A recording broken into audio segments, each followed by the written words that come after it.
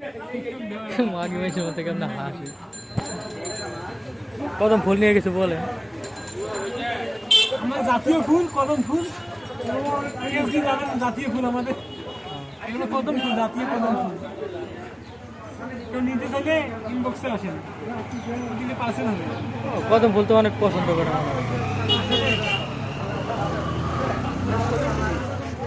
আজকে এই ভিডিও দেখে যারা সাবস্ক্রাইব করবো সবার একটা একটা কদম ফুল দিবে।